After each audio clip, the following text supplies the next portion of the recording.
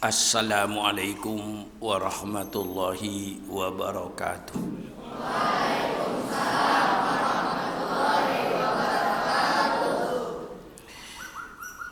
Bismillahirrahmanirrahim. Alhamdulillahi rabbil alamin. Wassalatu wassalamu ala ashrafil anbiya'i wal mursalin, Sayyidina wa habibina wa syafi'ina wa maulana Muhammad wa ala alihi wa ashabihi ajma'in. Subhanaka la ilma lana illa ma 'allamtana innaka antal alimul hakim.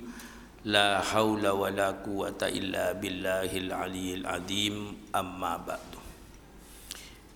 Anak-anakku seluruhnya, marilah terlebih dahulu kita memanjatkan puji dan syukur kehadirat Allah Subhanahu wa taala dengan segala nikmat yang diberikan kepada kita, baik nikmat lahir maupun nikmat batin. Nikmat lahir, alhamdulillah kita dipanjangkan umur, alhamdulillah kita diberikan kesehatan yang baik. Nikmat batin, alhamdulillah kita diberikan iman dan Islam, yang merupakan nikmat yang terbesar. Kita syukuri kepada Allah Subhanahu wa taala. Marilah anak-anakku, kita buka majelis ini dengan membaca surat Al-Fatihah dengan doa, mudah-mudahan para alim ulama, guru-guru kita, termasuk guru-guru Pondok Pesantren Darul Rahman dan keluarga-keluarga kita yang telah dipanggil oleh Allah Subhanahu wa taala, kita ada doakan mudah-mudahan Allah menerima amal soleh mereka, mudah-mudahan Allah mengampuni dosa mereka, dan mudah-mudahan kita yang dipanjangkan umur senantiasa mendapat taufik dan hidayah dari Allah Subhanahu wa taala, berjalan di jalan yang lurus, jalan yang diridhoi oleh Allah Subhanahu wa taala. Anak-anakku, tentu anak-anakku mengalami satu perubahan dari kehidupan yang asalnya hidup bersama-sama dengan orang tua, dengan ayahnya dan ibunya, kemudian sekarang memisahkan diri untuk menuntut ilmu. Man kharaja fi talabil ilmi fahuwa fi sabilillah hatta yarji'ah. Orang yang keluar dari rumahnya untuk menuntut ilmu, maka dia berarti berada dalam jihad fi sabilillah. Jihad, berjuang di jalan Allah hatta yarji'a, sampai dia kembali nanti ke rumahnya. Selama belajar meninggalkan rumah menuntut ilmu, itu dinyatakan fi sabilillah. Seandainya, mudah-mudahan kita panjang umur, seandainya Allah cabut orang itu di tengah-tengah menuntut ilmu, maka oleh Allah dicatat orang itu mati syahid sebagai syuhada. Insya Allah langsung masuk surga orang yang mati di dalam menuntut ilmu. Oleh sebab anak itu, anak-anakku, pandailah anak-anakku menyesuaikan diri. Memang segala sesuatu itu ada prosesnya. Pohon pisang itu tidak langsung matang. Tumbuh dulu anak pisang, tumbuh besar, keluar jantungnya, mekar, keluar sisir-sisir daripada buah pisang, kemudian membesar, akhirnya menguning, barulah ditebang. Itu proses. Semuanya itu ada prosesnya. Termasuk dalam kehidupan kita ini ada prosesnya. Dari lahir sampai di taman kanak-kanak, itu satu proses hidup. Dari taman kanak-kanak, anak-anakku pindah ke SD, pindah ke madrasah ibtidaiyah. Setelah selesai dari SD, madrasah ibtidaiyah, kemudian ada proses lagi untuk masuk ke sanawiyah, aliyah, SMP, SMA. Dan anak-anakku, bersyukurlah engkau masuk dalam pendidikan, insya Allah pendidikan yang baik di pondok pesantren. Pendidikan yang alamnya alam ibadat, solat menuntut ilmu, solat menuntut ilmu, solat menuntut ilmu. Ini kehidupan para malaikat yang selalu taat kepada Allah Subhanahu wa ta'ala. Pendidikan-pendidikan banyak di luar, tetapi kadang-kadang tidak berdisiplin. Malah kadang-kadang menuju kepada pergaulan bebas antara laki-laki dan perempuan, seperti binatang.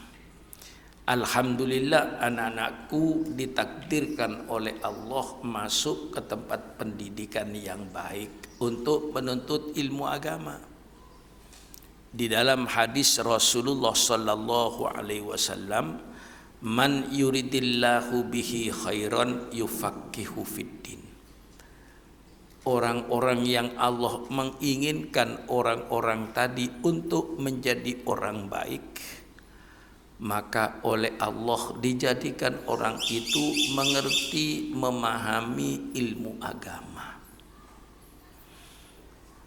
Karena orang yang memahami ilmu agama insya Allah akan menjadi orang baik. Tahu mana yang baik, mana yang buruk.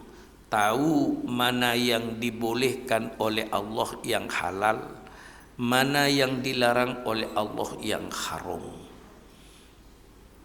Mana yang tidak baik, mana yang baik, mana yang hak, mana yang batil, mana jalan ke surga dan mana jalan ke neraka. Itu seluruhnya dengan memahami ilmu agama. Oleh sebab itu anak-anakku, bersyukurlah oleh Allah, anak-anakku ditakdirkan masuk kepada satu pendidikan yang indah, yang baik. Alhamdulillah, ya sekolahnya, gedungnya baik, tempat mandinya ya alhamdulillah, air alhamdulillah cukup. Ini suatu nikmat yang diberikan oleh Allah. Kadang-kadang ada satu tempat yang sulit air, untuk mandi saja harus beli, tapi alhamdulillah di sini oleh Allah dikasih air cukup anak-anakku. Tempatnya ya alhamdulillah, ya tentu namanya pesantren, berdesak-desakan, tapi alhamdulillah kelasnya baik, kamarnya baik. Walaupun sementara ini mungkin ada yang masuk pagi, masuk sore karena kelas yang tidak cukup, tapi insya Allah saya kejar mungkin bulan Oktober, September, Agustus, September, Oktober, mudah-mudahan gedung yang saya bangun di belakang itu selesai. Kemarin sudah saya panggil pemborongnya supaya kelas itu didahulukan, lantai 2 dengan lantai 3. Nah, itu nanti untuk kelas sebanyak 10 kelas. Kemudian nanti tempat yang paling atas itu olahraga. Jadi lantai 4-nya nanti di belakang itu menjadi tempat olahraga. Saya bikinkan badminton supaya bisa main badminton anak-anakku walau dalam keadaan hujan, keadaan angin, karena nanti di dalam gedung. Dan kalau malam minggu barangkali ingin yang main badminton, main pingpong, insya Allah saya siapkan olahraganya. Walaupun sekarang belum selesai, sedang saya kejar. Anak-anakku sekalian, kesempatan itu tidak berulang-ulang. Yang namanya kesempatan itu cuma sekali.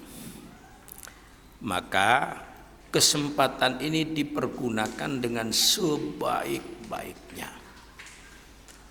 Kesempatan untuk belajar anak-anakku tidak selamanya. Kalau nanti anak-anakku sudah dewasa, dan insya Allah kalau panjang umur pasti dewasa, maka sekarang sebagai persiapannya untuk menghadapi dewasa. Persiapannya dengan menuntut ilmu, dengan mencari ilmu, supaya tahu apa yang tidak tahu. Itu namanya mencari ilmu, untuk mencari tahu apa yang tidak tahu atau yang belum tahu sehingga menjadi tahu. Kesempatan ini tidak banyak. Justru kepada anakku, pergunakan kesempatan ini sebaik-baiknya untuk menuntut ilmu, untuk mengumpulkan ilmu sebanyak-banyaknya, untuk bekal nanti masa dewasamu. Pertama kali anak-anakku, bersyukurlah anak-anakku kepada Allah. Alhamdulillah masih punya orang tua. Ada ayah, ada ibu. Alhamdulillah. Lihatlah kepada anak yatim yang tidak ada ayahnya. Bahkan kadang-kadang ada anak tidak punya ayah, tidak punya ibu, padahal masih kecil. Siapa yang akan menanggung nasibnya? Ya tentu masyarakat. Anak-anakku bersyukur, alhamdulillah saya masih punya orang tua. Alhamdulillah saya masih punya ibu. Pergunakanlah kesempatan sebaik-baiknya. Alhamdulillah lagi anak-anakku, alhamdulillah ayah saya oleh Allah dikasih rezeki, ibu saya dikasih rezeki, sehingga dia bisa membiayai saya, membayar saya tiap bulan. Saya digaji oleh kedua orang tua saya. Paling tidak gaji saya 1 bulan 900 barangkali, 600 ribunya untuk pondoknya, 300 ribu mungkin untuk jajannya. Masya Allah. Dibayar tiap bulan oleh kedua orang tuamu tanpa kamu bekerja, hanya disuruh belajar. Alangkah besar dosanya kalau kau tidak menghargai keringat kedua orang tuamu. Keringat kedua orang tuamu yang pergi ke pasar, yang pergi ke sawah, yang pergi ke kantor, yang pergi ke pabrik untuk mencari rezeki. Begitu dapat rezeki, dibawa ke pondok ini, engkau dikasih jajan, dikasih uang makan, uang sekolahnya, dibayarin semua. Masya Allah, alangkah besarnya jasa kedua orang tuamu. Lah itu kamu pikirkan, jangan seenaknya saja, karena nanti kamu akan menjadi orang tua nanti. Engkau nanti akan punya anak, juga engkau nanti akan menyekolahkan anaknya. Baru kau nanti akan merasakan bagaimana sulitnya orang tua. Oleh sebab itu anak-anakku, hargailah orang tuamu, hormatilah kedua orang tuamu. Bagaimana menghargai kedua orang tuamu? Kamu di sini belajar dengan rajin, tenang. Jangan menyusahi orang tuamu. Jangan menyusahkan kedua orang tuamu. Kamu misalnya lalu ada di pondok, tidak betah, tidak kerasan, tidak senang berada di pondok, minta pulang, minta pindah, itu semua menyusahkan. Nanti pun di tempat lain tentu akan sama. Nafsumu, setanmu selalu membisik kamu. Pulang, pulang, pulang, berhenti. Itu setanmu untuk menggagalkan kamu. Kalau kamu sudah gagal, setan yang tepuk tangan. Berhasil saya. Kalau sudah gagal menuntut ilmu agama, jadi orang bodoh, tidak ngerti halal dan haram, mudah untuk menjadi kawannya setan. Jadi setan itu selalu mencari kawan dari dunia sampai akhirat, nanti akan menjadi kawannya setan. Lihatlah anak-anak muda itu yang kadang-kadang maghrib tidak sholat maghrib, duduk-duduk di jembatan merokok. Subhanallah, sayang sekali.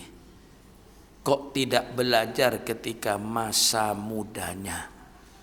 Masa muda itu diciptakan oleh Allah untuk persiapan masa tua. Karena nanti engkau pasti tua. Kalau kau panjang umur pasti engkau kawin, engkau punya anak, berkeluarga kayak bapakmu sekarang. Itulah yang harus disadari oleh anak-anakku yang masih sekarang ada kesempatan. Tidak ada di dunia ini, anak-anakku, orang yang tersenyum terus-menerus, tidak ada. Orang yang menangis terus-menerus pun tidak ada. Orang menangis terus-menerus, menangis tidak ada. Orang tertawa terus-menerus tidak ada. Kalau orang sudah tertawa, yakinilah nanti pada suatu saat dia akan menangis. Tertawa senang, tahu-tahu ada keluarga meninggal dunia, menangis. Setelah menangis, yakinilah bahwa nanti akan tersenyum, mendapat rezeki, mendapat ilmu dan lain-lainnya. Jadi yang namanya menangis dan tertawa itu silih berganti menjadi sunnatullah, menjadi sunnahnya Allah Subhanahu wa taala. Makhluk hidup itu ia tertawa, makhluk hidup itu ia menangis. Tertawa dan menangis silih berganti dalam kehidupan ini. Oleh sebab itu anak-anakku, saya mengajak kepada anak-anakku, menangislah engkau masih muda, supaya engkau nanti tersenyum di masa tua. Kau menangis masih muda, meninggalkan segala kesenangannya, menuntut ilmu di sini. Pelajari bahasa Arab dengan sebaik-baiknya. Nanti kalau sudah kelas dimulai, praktekkan bahasa Arabnya sehari-hari dengan kawannya. Apa yang diperoleh di kelas nanti dipraktekkan dengan kawannya. Di pondok ini memakai bahasa Arab.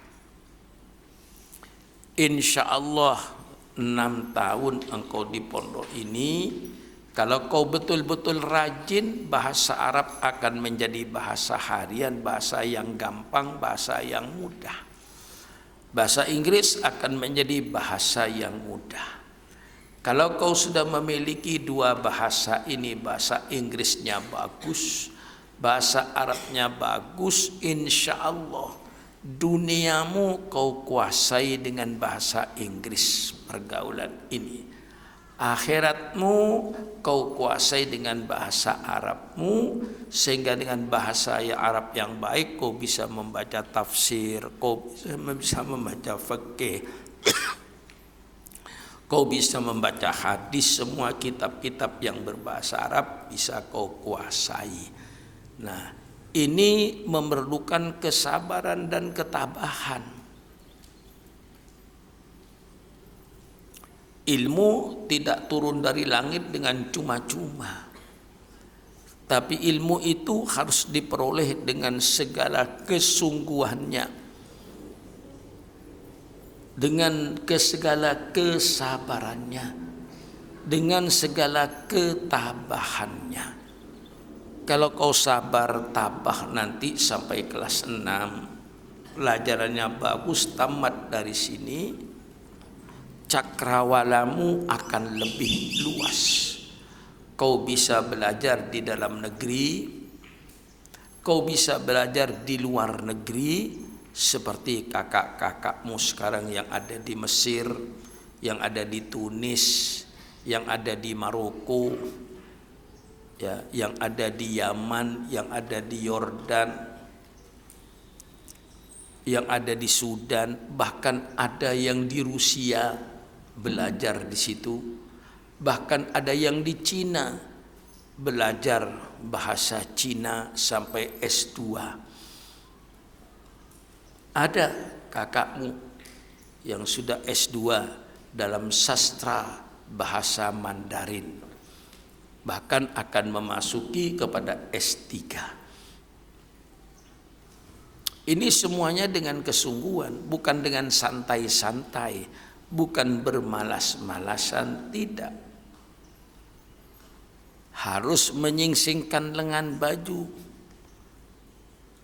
harus bersungguh-sungguh, memeras otak, memeras keringat dengan bersungguh-sungguh, baru ilmu itu akan tercapai.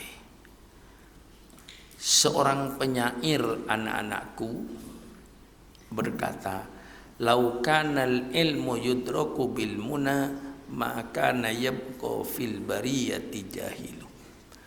Kalau seandainya ilmu itu bisa diperoleh hanya dengan ngelamun, hanya dengan angan-angan, seandainya ilmu itu bisa diperoleh dengan angan-angan atau dengan ngelamun, maka di permukaan bumi tidak ada lagi orang bodoh. Sudah pinter semua seandainya ilmu bisa diperoleh dengan angan-angan, dengan ngelamun. Tapi ilmu tidak bisa diperoleh dengan hanya angan-angan, dengan hanya ngelamun. Tapi harus sing-singkan lengan bajumu untuk bersungguh-sungguh belajar.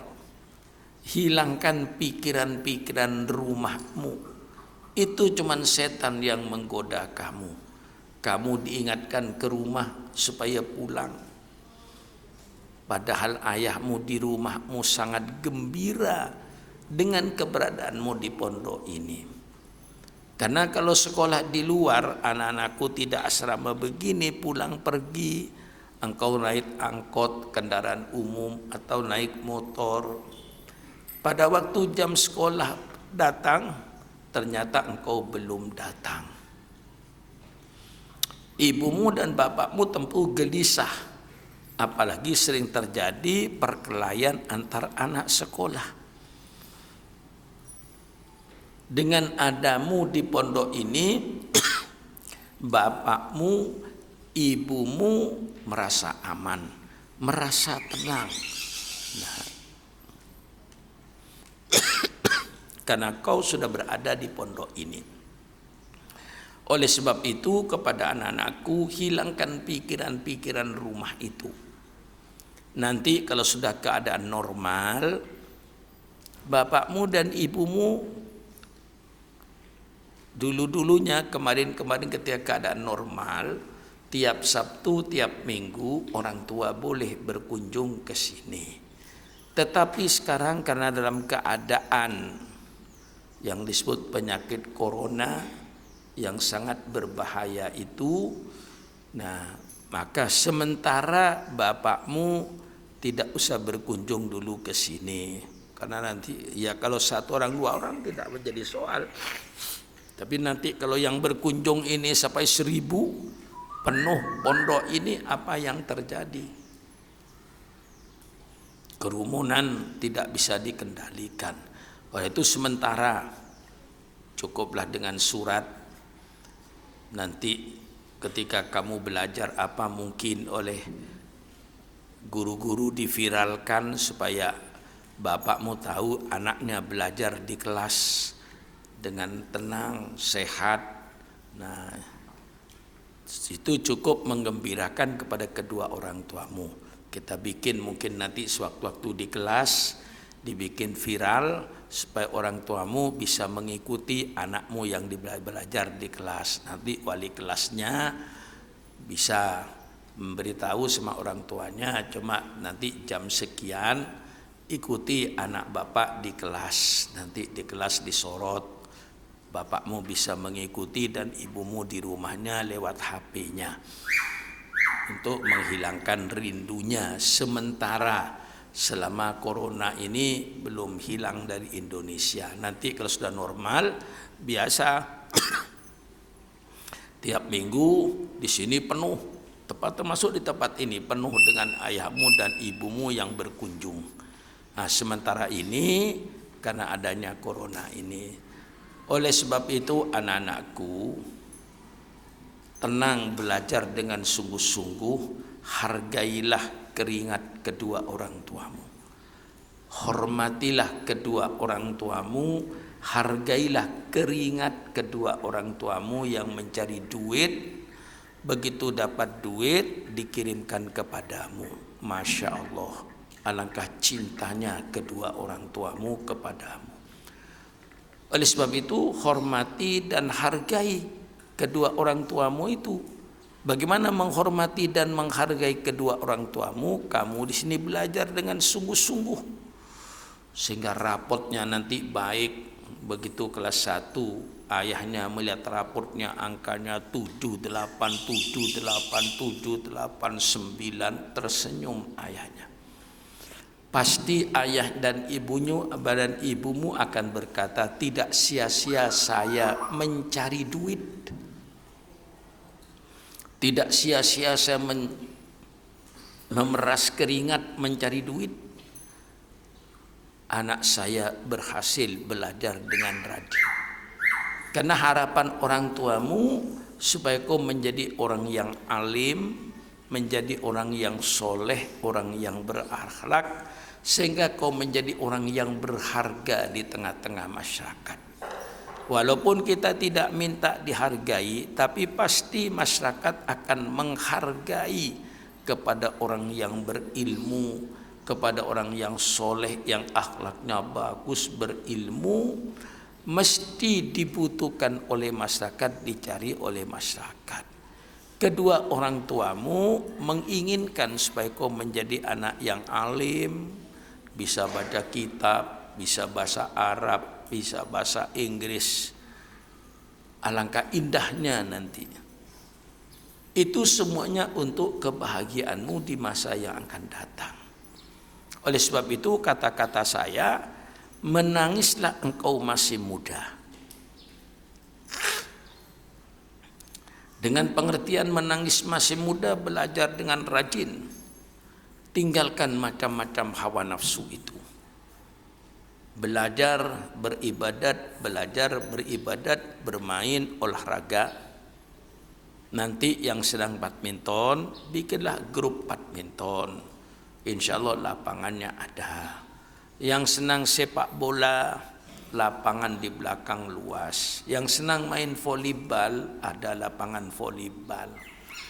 Yang senang basket, di belakang itu ada untuk main basket. Tinggal kamu pilih olahraganya. Bermainlah pada waktu bermain yang telah ditentukan oleh bagian olahraga. Belajarlah pada waktu belajar yang telah ditentukan oleh bagian pengajaran. Beribadatlah pada waktu ibadat yang telah ditentukan oleh bagian pengajaran dan juga oleh bagian takmir masjid pondok pesantren Darul Rahman ini. Dengan sebaik-baiknya berdisiplin. Disiplin itu bukan berarti mengekang, tidak.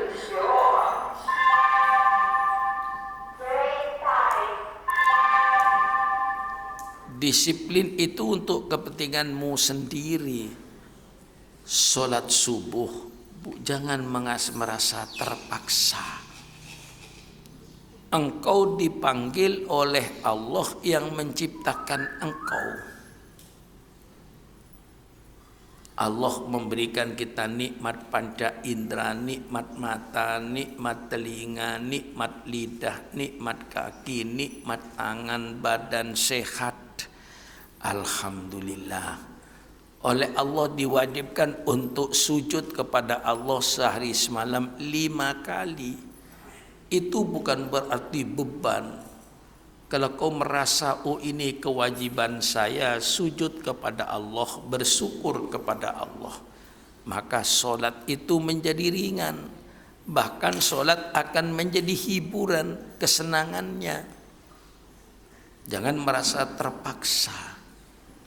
Kalau kau misalnya disuruh berbahasa Arab, disuruh berbahasa Inggris sehari-hari, itu juga jangan merasa itu sebagai paksaan. Itu kesadaranmu supaya kamu mampu berbahasa Arab, berbahasa Inggris. Sehingga sesuatu itu perlu berdisiplin. Yang tidak berdisiplin itu binatang. Kalau manusia pasti berdisiplin. Coba berlalu lintas pun berdisiplin. Pasti ada disiplinnya. Tidak ada yang tidak ada disiplinnya. Sampai alam ini pun bergerak berdisiplin. Matahari terbit setiap pagi, terbenam setiap sore. Bulan pun terbit, mulai bulan sabit jadi bulan purnama, kembali bulan sabit, kembali bulan purnama. Semuanya teratur. Nah, di pondok ini saya menginginkan hidup yang teratur. Makannya teratur, ibadatnya teratur, belajar teratur, sehingga menjadi orang yang teratur, orang yang disiplin, orang yang baik.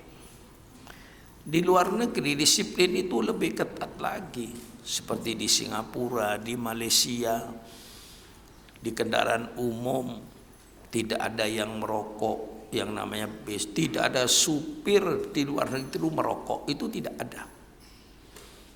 Baik supir pribadi maupun supir bis, supir taksi, tidak ada yang merokok. Mengapa? Karena akan mengganggu orang lain. Disiplin. Sampai semuanya itu tidak ada yang buang kotoran, buang tisu sembarangan. Sehingga di kota Singapura itu jalannya rapi. Restoran-restoran walaupun kaki lima tidak ada puntung rokok di bawah. Tidak ada tisu, semuanya bersih, disiplin, teratur. Nah, saya ingin supaya pondok ini menjadi pondok yang teratur. Sing-singkan lengan bajumu untuk menuntut ilmu. Ya, jangan bermalas-malasan di pondok. Kamu malas di pondok berarti tidak menghargai kedua orang tuamu. Kalau kau malas-malasan di pondok, orang tuamu yang mencari duit begitu sulit, kau di pondok hanya bermalas-malasan. Itu tidak menghargai kedua orang tuamu. Hargailah kedua orang tuamu itu. Belajar, habis sholat, ingat sama kedua orang tuanya, Rabbighfirli wali walidayya warhamhuma kama rabbayani shaghira. Rabbighfirli wali walidayya, ampunilah dosa saya dan dosa kedua orang tua saya ya Allah. Dan kasihanilah kedua orang tua saya sebagaimana dia kasihan kepada saya. Masya Allah. Doakan kedua orang tuamu, mudah-mudahan dimudahkan oleh Allah urusan dunianya, urusan akhiratnya. Itu tugasmu berada di pondok ini. Insya Allah, kalau anak-anakku sudah menangis di masa muda, saya yakin insya Allah nanti gilirannya akan tersenyum di masa tua. Saya berbicara ini karena pengalaman saya sendiri. Saya berada di pondok pesantren 12 tahun. Dan pondoknya tidak seperti ini. Saya mondok ketika itu di Pasuruan. Pondoknya tidak ada lampunya, tidak ada listrik. Yang ada lampu patromak itu pun menyalanya sampai jam 10 malam. Setelah itu pesantren gelap, hanya lampu templok yang pakai sumbu dengan pakai minyak tanah itu. Itu yang kita pakai untuk belajar. Tidak pakai kursi, tidak pakai meja. Mejanya meja pendek, ya cukup dengan tikar. duduk di bawah, ngaji, belajar. Waktu itu kadang-kadang pulpennya saja tidak seperti anak-anakku sekarang, pulpen sudah bagus-bagus. Dulu saya pakai pulpen itu lidinya daun aren, itu diruncingkan dengan ditetel ke tinta baru kita menulis. Masya Allah, itu penderitaannya. Mandi zaman saya harus nimba, tidak nimba ya tidak bisa mandi. Nimba dulu mengisi baru mandi dan antri sampai 20 orang jejer, Masya Allah. Kemudian masak sendiri. Untuk makan itu masak sendiri dengan lauk yang sangat-sangat sederhana. Sekarang anak-anakku pesantrennya sudah jauh daripada pesantren zaman saya. Pakai lampu listrik, mandi ya kalau antri tentu ada antrinya. Tapi tidak usah nimba, airnya ada.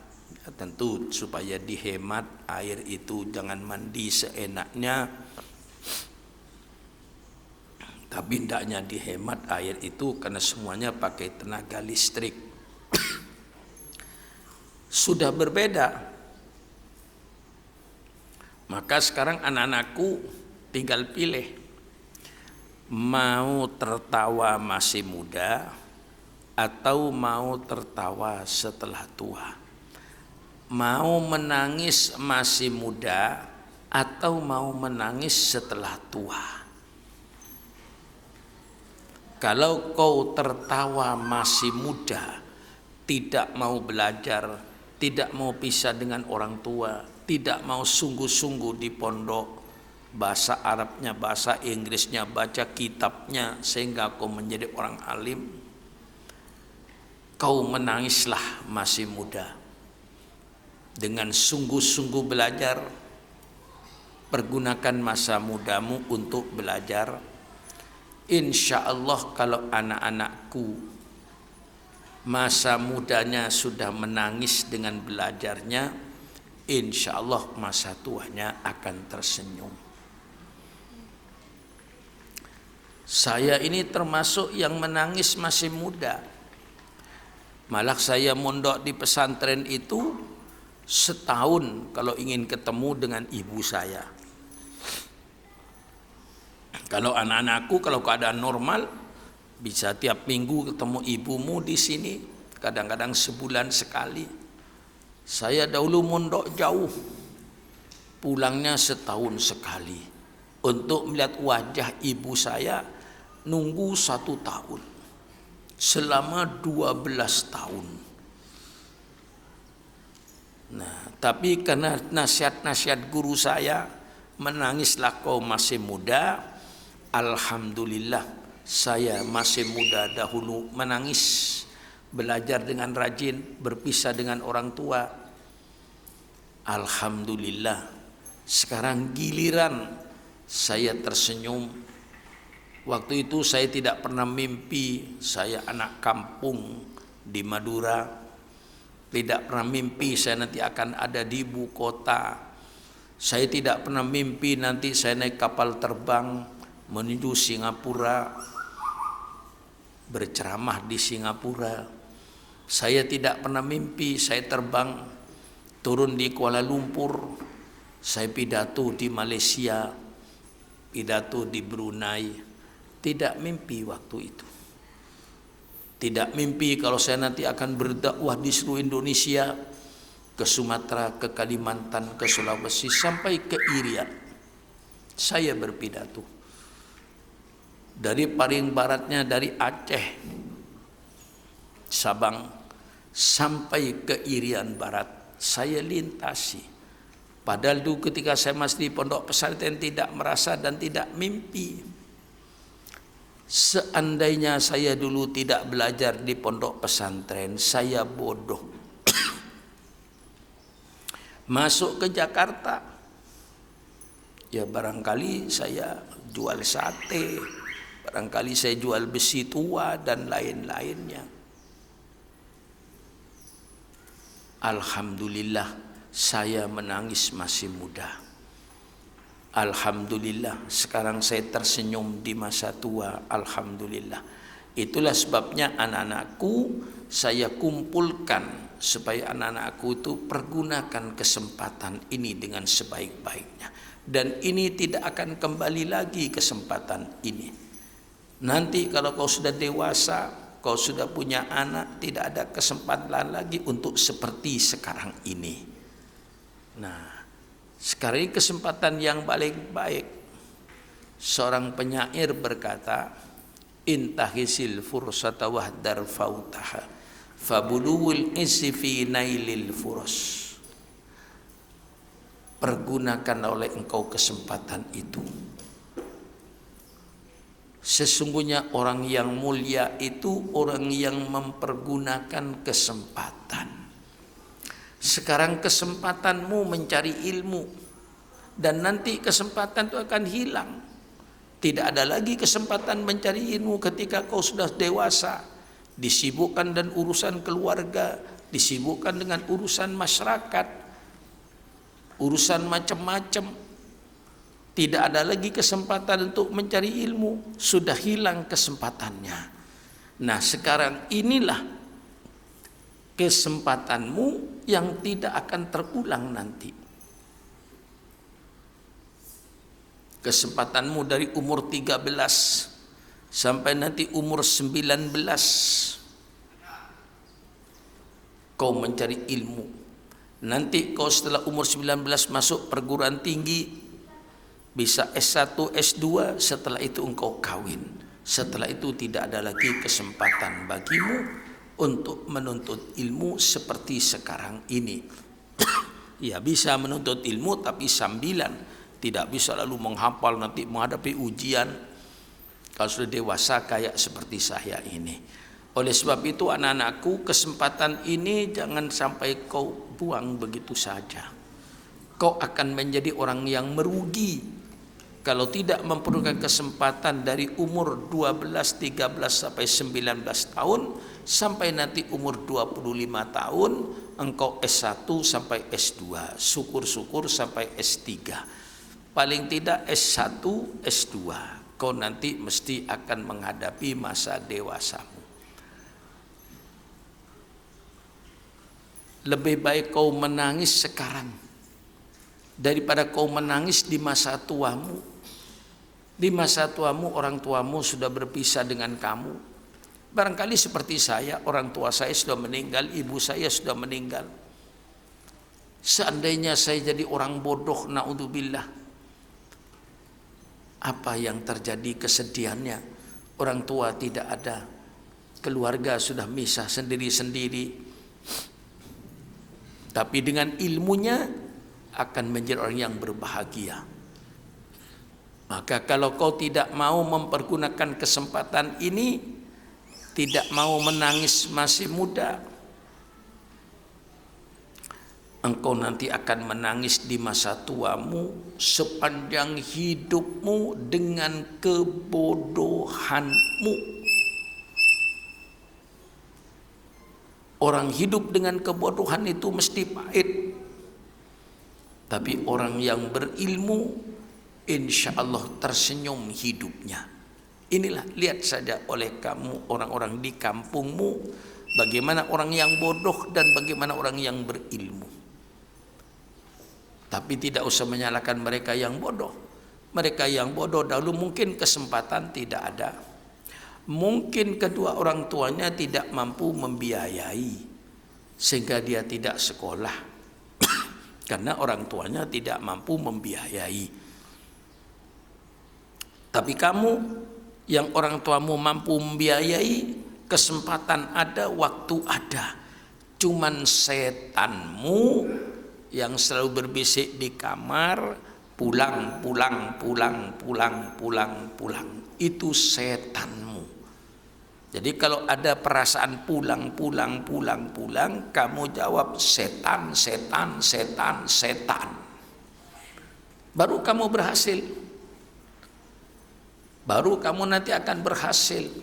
Tapi kalau ada bisikan pulang, ibunya dipanggil nangis, mau pokoknya Bu, saya bagaimanapun pulang, nggak mau lagi di pondok saya, di apapun saja nggak mau pulang. Setanmu akan tertawa, berhasil saya. Jadilah kau orang yang bodoh, jadikah kau orang yang tidak ngerti agama, nanti akan saya jadikan kawan engkau. Akhirnya nanti hidupnya berjudi, mabuk-mabukan, minum-minuman keras. Semua larangan Allah dikerjakan karena tidak mengerti agama.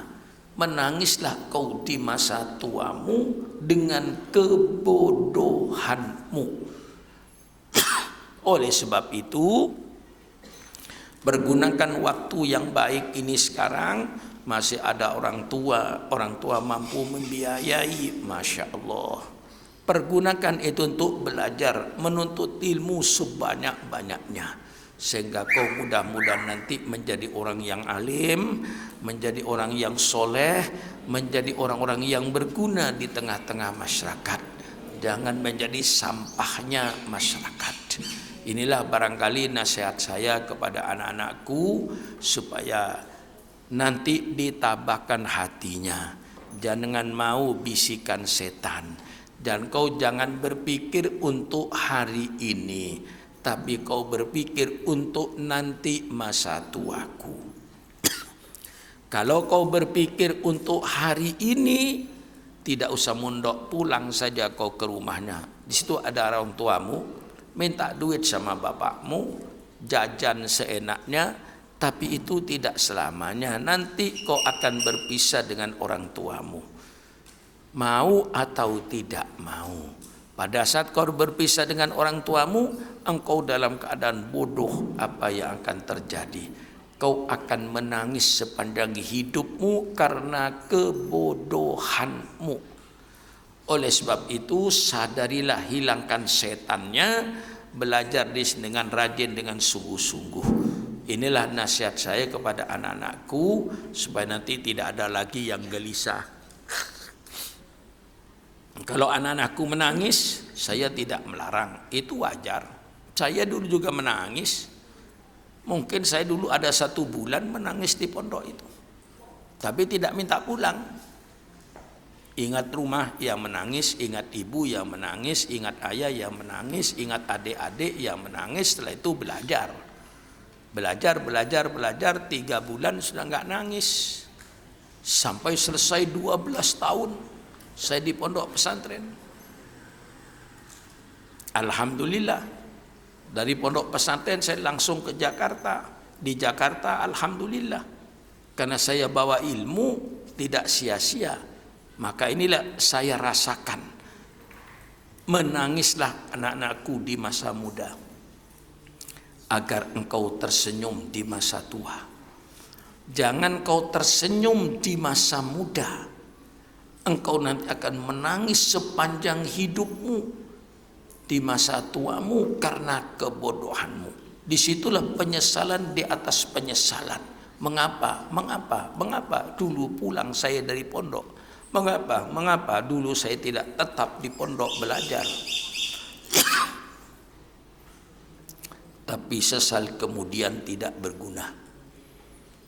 Sudah tidak ada gunanya kau nanti 25 tahun yang akan datang kau menyesal, tidak ada gunanya.